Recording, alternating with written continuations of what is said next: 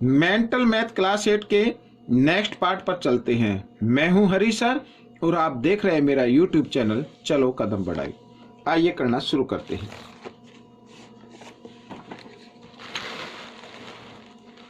जैसा कि आप अपनी स्क्रीन पर देख पा रहे हैं, यहां पर बच्चों क्वेश्चन नंबर 36 क्या कहता है, पहले रीड करेंगे। If an article was sold for ₹93 after a discount of 23.75, यानी 23.75 रुपीज का डिस्काउंट देने के बाद उसको 93 में सोल्ड कर दिया गया है। मार्क प्राइस बतानी है। ठीक है, कैसे करेंगे? तो मार्क प्राइस बताने के लिए मैं बिल्कुल सिंपल तरीके से आपको बताता हूं। ठीक है, तो आपको क्या करना है, सोल्ड प्राइस में मीन्स सेलिंग प्राइस में, सेलिंग प्राइस है 93, इसमें देखो इसमें तो पॉइंट है और डिजिट भी है पॉइंट के पीछे, तो इसमें नहीं है तो इसमें 00 लगा दे, तो प्लस कर देना है 23.75। ठीक है भाई, जो डिस्काउंट है वो तो ऐड हो जाएगा ना उसमें, तभी तो मार्क प्राइस आएगा। फिर मार्क प्राइस जो होगा अगर डिस्काउंट उसमें से हटा दे तो फिर सेलिंग प्राइस आ जाएगा। तो इस तरीके से तो 75 तो आएगा ही आएगा इधर। यहां पर बच्चों 3 और 3 कितना होता है 6, 9 और 2 11। तो बच्चों ये आपका मार्क प्राइस आ गया। ठीक है, ये क्वेश्चन आपका सोल्व हो गया। आइए नेक्स्ट कर लेते हैं। नेक्स्ट क्वेश्चन में क्या कहता है, the price of a computer is ₹25,000 if यहां पर लिखा है the sale tax charge is 12%, find the amount that you will have to pay to buy it. अब सेल टैक्स क्या होता है, वो जो कंप्यूटर की प्राइस होती है उसमें ऐड हो जाता है। ठीक है, तो पहले तो हमें निकालना 12% होता कितना है, तो निकाल लेते पहले 12% ऑफ 25,000 का। ठीक है, यहां पर तो 12% मीन्स 12/100 ऑफ के लिए मल्टीप्लाई का साइन, और इस तरीके से यहां पर 25,000, तो 20 से 20 हो गई, यहां पर 10 बची, और 12 5 जा 60, 60 की 0 कैरी 6, 12 2 जा 24 और 6 30। तो इसका मतलब क्या हुआ, 3,000 रुपीज आपको सेल टैक्स के रूप में देने पड़ेंगे। ठीक है, तो उसका अमाउंट क्या होगा जो हमें देना है, वो अमाउंट होगा बच्चों यहां पर, ये देखिए अमाउंट कैसे निकालेंगे, जो यहां पर प्राइस है 25,000, तो इसमें ये 3,000 क्या हो जाएगा, ऐड हो जाएगा, तो बन जाएगा 28,000 रुपीज। तो आपको अगर कंप्यूटर परचेज करना है तो 28,000 रुपीज आपको देने पड़ेंगे। ठीक है, आइए नेक्स्ट कर लेते हैं।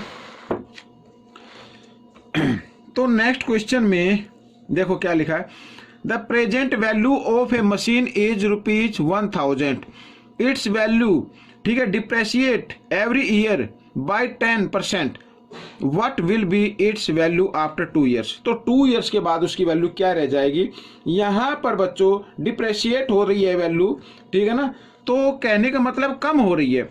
अगर यहां पर मशीन की वैल्यू जो आ रही है निकल कर, जो अभी वैल्यू है वो है 1,000 रुपीज। ठीक है, यहां पर मैं कॉस्ट प्राइस लिख देता हूं इस तरीके से, या वैल्यू लिख लो आप, तो ये 1,000 है। अब ये यहां पर 2 ईयर के बाद बताना है कि कितनी वैल्यू हो जाएगी। अगर 10% क्या होती है उसकी वैल्यू, डिक्रीज होती है या डिप्रिशिएट होती है। ठीक है, ये हमें निकालना है, तो फिर वही होगा बच्चों, देखो हमें कंपाउंड इंटरेस्ट वाले फॉर्मूले से करना होगा, मीन्स आपको अमाउंट निकालना है। ठीक है, तो अमाउंट निकालने के लिए यहां पर तो आता है प्रिंसिपल ब्रैकेट 1, यहां पर आएगा माइनस, क्योंकि रेट क्या हो रहे हैं, कम हो रहे हैं, तो माइनस का साइन लगाना है। यहां पर आएगी रेट और बाई 100, और यहां पर आ गया टाइम। ठीक है, इस तरीके से तो 1,000, तो 0 से 0 यहां पर। अब बच्चों देखो यहां पर 1 मिलेगा, 10 और 1 का एलसीएम लिया तो 10 आ गया। अब यहां पर क्योंकि 10 है, 10 को 1 से डिवाइड करेंगे, 10 पे जाएगा, 10 को 1 से मल्टीप्लाई किया तो आ गया 10 यहां पर डिनोमिनेटर, और जो एलसीएम सेम है तो इसका न्यूमरेटर न्यूमरेटर लिख देंगे, तो इस तरीके से। ठीक है, आइए आगे कर लेते हैं।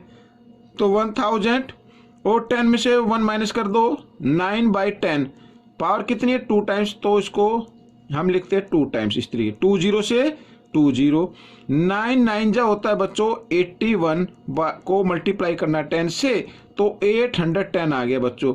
तो जो मशीन की वैल्यू होगी 2 ईयर के बाद वो 810 रुपीज रह जाएगी। ठीक है, आइए करते हैं question number 39।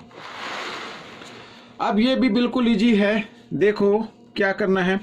Find the simple interest on ₹7,000 for 3 years at the rate of 10% per annum. ठीक है, तो आपको सिंपल इंटरेस्ट निकालना है।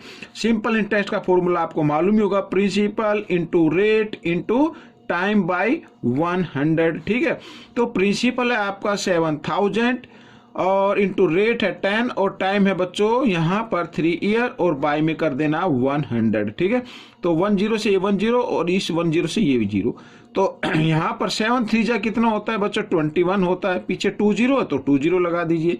ये आपका आ गया सिंपल इंटरेस्ट। ठीक है, यही हमें निकालना था, फाइंड द सिंपल इंटरेस्ट। तो सिंपल इंटरेस्ट आपका निकल चुका है। आइए करते हैं क्वेश्चन नंबर 40, इस पार्ट का last question. By selling a chair, ठीक है, फॉर ₹880, रोहन लॉस क्या करता है, लूज कर देता है 20%। Find the cost price of the chair, तो कॉस्ट प्राइस फाइंड आउट करनी है बच्चों। आपको याद रखना है, अगर सेलिंग प्राइस गिवन हो साथ में लॉस या प्रॉफिट हो तो आपको कॉस्ट प्राइस इस फॉर्मूले से करना है। तो सेलिंग प्राइस इंटू 100 और यहाँ पर 100, क्योंकि लॉस हो गया उसे तो माइनस कर देना लॉस को, अगर प्रॉफिट होता तो प्लस का साइन लगा देते इधर। ठीक है, तो इस तरीके से, तो सॉरी यहाँ पर मैं लॉस लिख देता हूँ पहले। ठीक है ना, इस तरीके से।